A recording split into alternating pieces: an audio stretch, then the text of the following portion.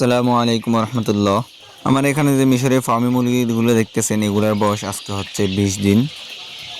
তো এই 20 দিন বয়সে আমি মুরগিগুলোকে শীতের থেকে বাঁচানোর জন্য কি কি ব্যবস্থা করলাম সেগুলো আজকে আপনাদেরকে দেখাবো। প্রথমত, 20 দিন বয়সে মিশরে ফার্মি মুরগির বোর্ডিং থাকে না, বোর্ডিং শেষ হয়ে যায়।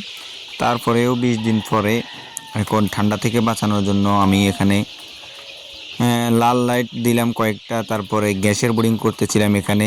যারা চিনেন এই গ্যাসের বোর্ডিংটা, অর্থাৎ গ্যাস দিয়ে বোর্ডিং করা হয় যাতে কারেন্ট চলে গেলেও মুরগির গরম গরম থাকে।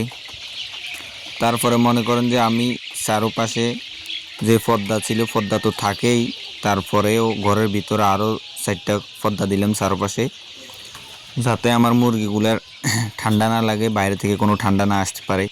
আর রাতের বেলা আমি মুরগিগুলোকে অল্প জায়গায় রাখি, পুরো ঘরে ছাড়ি না, মানে জায়গা অনুযায়ী কিছুটা কমিয়ে ফেলি যাতে ঘরটা গরম থাকে, মুরগিগুলো ঠান্ডা না লাগে। যদি অতিরিক্ত বড় জায়গা হয়, শীতকালের কারণে দু একটা মুরগি মারা যায়, এবং ঠান্ডার কারণে অনেক মুরগি অসুস্থ হয়ে যায়, নিউমোনিয়া আসে বা বিভিন্ন প্রকার রোগ হয়। তাই আমি রাতের বেলা জায়গা ছোট করে ফেলি। দিনের বেলা আবার পাশের পর্দাটা উঠিয়ে পুরো ঘর মুরগিগুলোকে ছেড়ে দিই। দিনের বেলা তো কিছুটা হালকা হলেও গরম পড়ে, তখন আমি এদিকে মুরগিগুলোকে ছাড়ে দিই।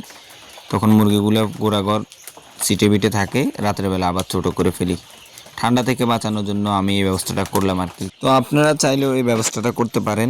রাত্রেবেলা জায়গা কমিয়ে দিবেন, আবার দিনের বেলা জায়গা বাড়িয়ে দিবেন।